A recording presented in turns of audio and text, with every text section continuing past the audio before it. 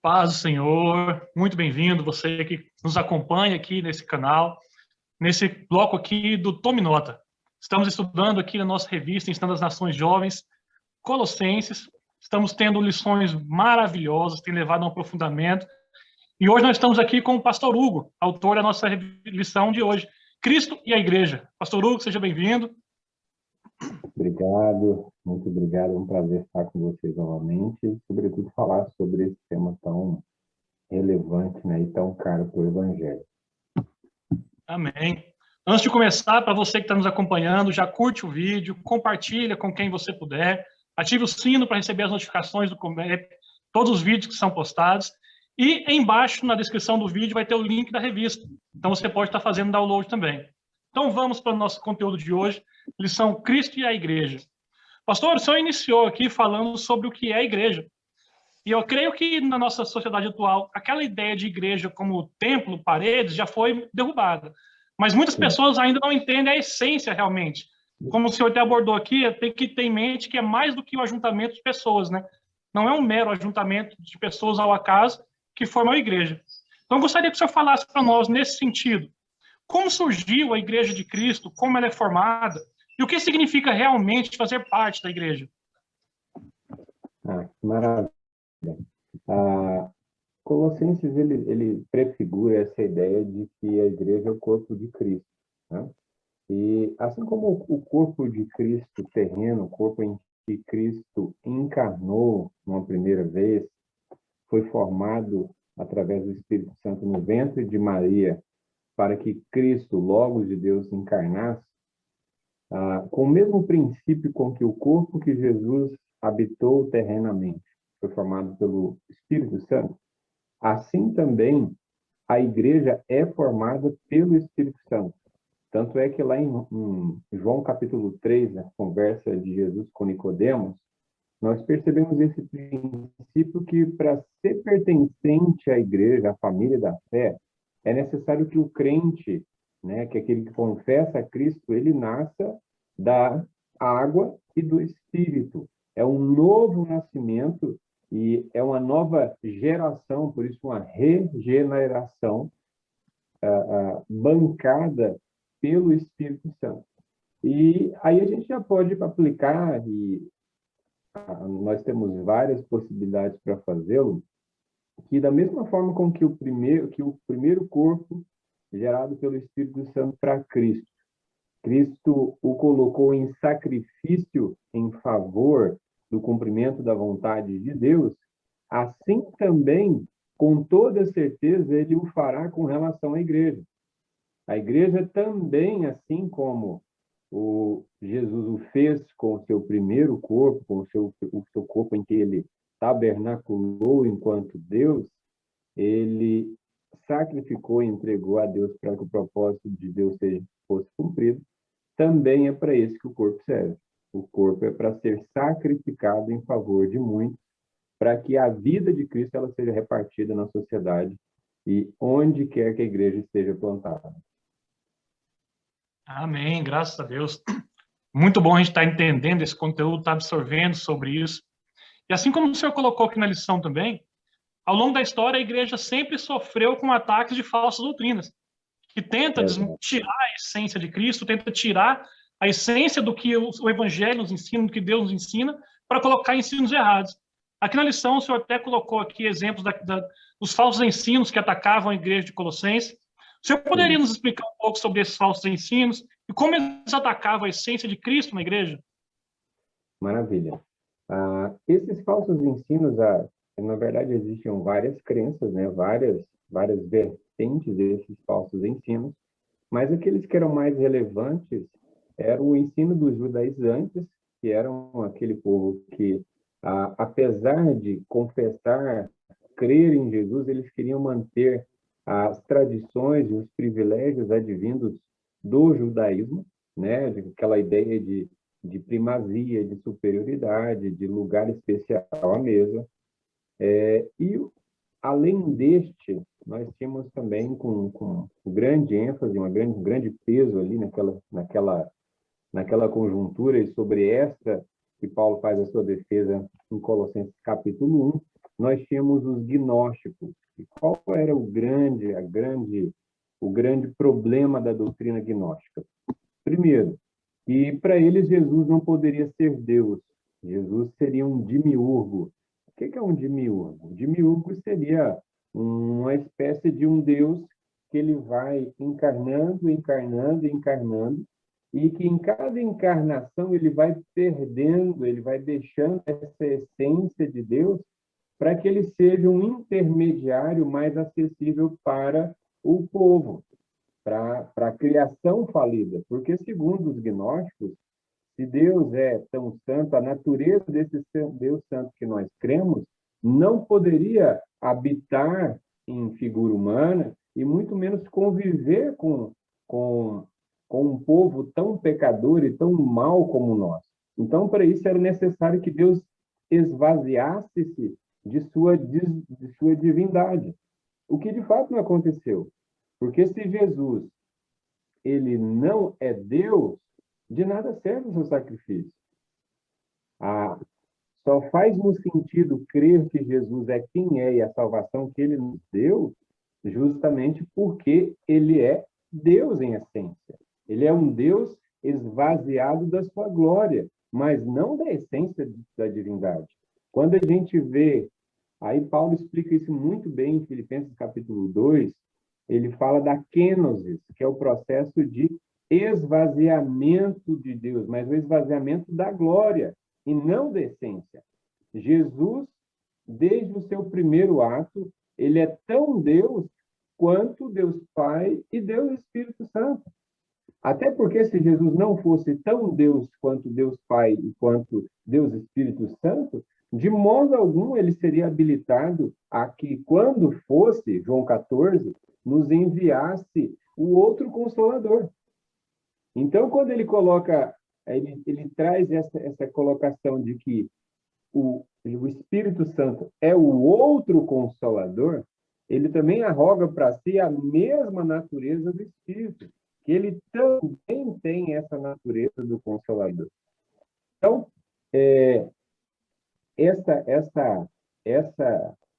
todos esses pilares, essas vertentes do gnosticismo, eles afetavam diretamente a natureza de quem Deus é, de quem Cristo é.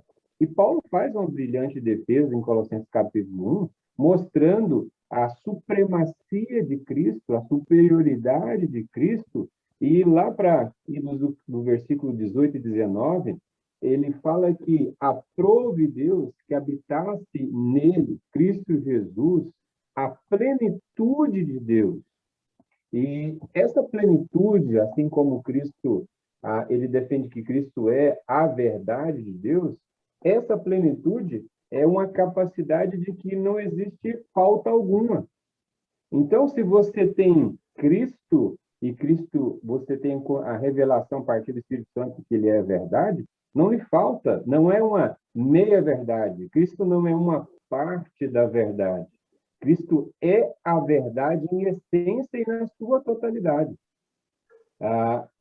Ou seja, Paulo argumenta que, a partir do conhecimento de Cristo, você não precisa de outra verdade, que era outro grande problema também dos gnósticos, que eles entendiam que a alma humana ela se sublimaria, ela se tornaria superior, né, mais santa, mais pura e mais próxima da divindade através do conhecimento, mas do conhecimento convencional, não necessariamente o conhecimento de Cristo. Mas, na verdade, o que a gente entende, aí Paulo já traz de uma outra forma, que ele entende que quanto mais você conhece sobre o valor do Cristo, a supremacia de Cristo, todo o tesouro em Cristo Jesus, você se vê cada vez mais entregue e refém a esse tesouro. Por isso que Paulo confessa que, para ele, tudo que ele já possuía em matéria de conhecimento não passam de trapos de imundície, porque ele deixa tudo isso em nome da superioridade do conhecimento de Cristo Jesus. Amém, graças a Deus. A gente vê isso, que o inimigo ele sempre tenta tirar a característica daquilo que Deus faz, né? A arma... Perverter a essência da palavra. Isso. Tenta tirar a essência. Aquilo que, se Deus tem um propósito, ele quer desfazer aquele propósito. Né? Como nesse caso, Cristo é a essência da igreja, ele tenta diminuir a imagem de Cristo como Deus. Até o próximo ponto que nós entraremos aqui, que o senhor já entrou nele também, mas que está casado com essa questão que a gente entrou agora, é sobre essa defesa que Paulo fez, né? Esse contra-ataque. Ele vem mostrando pilares que mostram que a essência da igreja está ligada em Cristo, né? Assim como é o tema da lição, Cristo é a igreja. A igreja foi fundada em Cristo, ela é através de Cristo que ela é formada, né? Exatamente. É interessante porque se Efésios, na verdade, se não fôssemos trabalhar com, se a carta, né, se o objetivo da revista fosse trabalhar exatamente a igreja, a melhor carta, por assim dizer, que é a que mais se ocupa a falar sobre a igreja, é justamente a carta de Efésios, e não de Colossenses. Porque, na verdade, o centro da carta de Colossenses não é a igreja, é Cristo. Mas aí a gente percebe que Paulo ele faz questão de destacar que a igreja, enquanto corpo de Cristo, você não pode falar, por exemplo, quando eu falo de você, mesmo que eu fale olhando para você, para os seus olhos, você está sendo o seu rosto, aquilo com que comunicamos diretamente, aquilo representa o todo que você é. Você não deixa parte de si para se comunicar e para se revelar. E Cristo também não.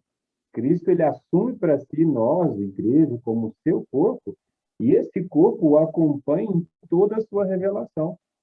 Então, Paulo faz questão de trazer a igreja para o centro da revelação do Evangelho. É por meio da igreja que Deus comunica essa verdade da plenitude de Cristo, como o seu corpo, como esse organismo vivo que marca a história do Cristo aqui na Terra, e não somente a história, mas a salvação e todo o conteúdo de todo esse processo, né?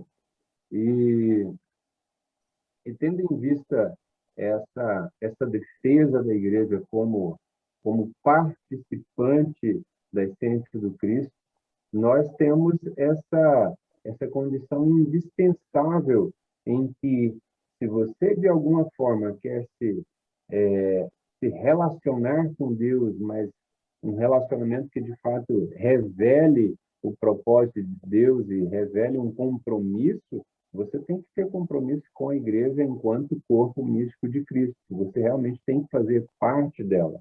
Cristo, Deus não vai se revelar com uma parte isolada que não pertence ao corpo, porque o que revela que nós somos realmente corpo é o pertencer a esse corpo, né? Então, a gente tem muito disso aí.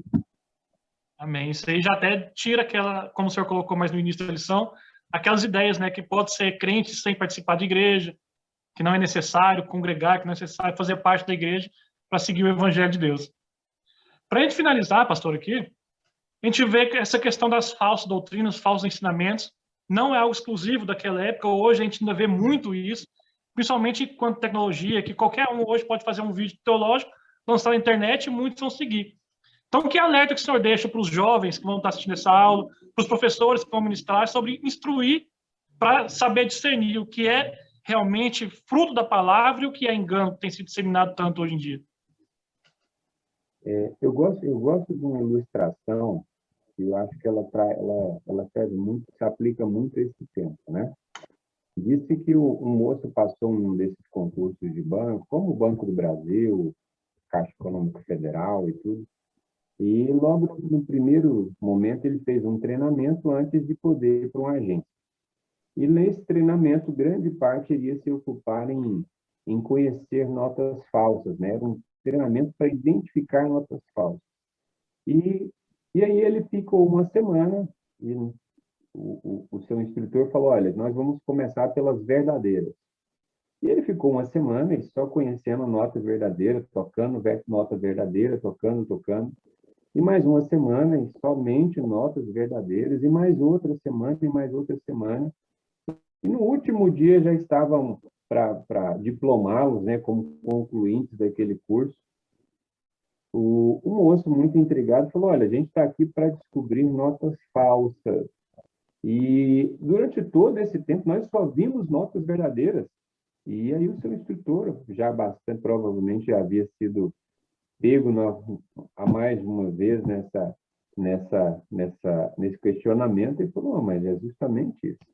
Você só tem com capacidade de conhecer, de discernir aquilo que é falso através do exame minucioso daquilo que de fato é verdadeiro. Então, o conselho que eu posso dar a todos os professores, a todos os jovens do nosso ministério, quem quer que possa esteja nos assistindo posteriormente, conheça cada vez mais a palavra do Senhor e preocupe-se em fazer isso a fundo. Nenhum conhecimento raso é suficiente para alimentar uma fé com tantos desafios quanto a fé que nós temos hoje. Então, conheça todas as cartas paulinas, conheça o Evangelho, conheça o Velho Testamento, conheça o Cristo que se revela em todas as páginas da Bíblia.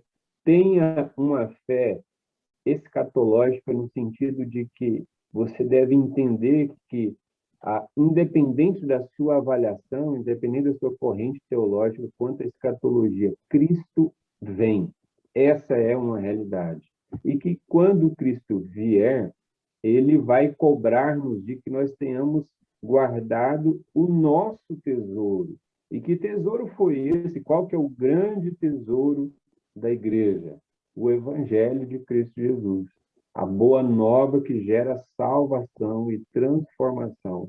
E que doutrina nenhuma, seja qualquer que seja, não precisamos dar nomes às doutrinas modernas que temos enfrentado, mas doutrina nenhuma é capaz de substituir o valor e a importância do Evangelho, pois somente o Evangelho da graça é capaz de nos religar a Deus, nos conduzir em confiança na presença do Senhor e nos manter caminhando, peregrinando nessa terra, até que Cristo venha.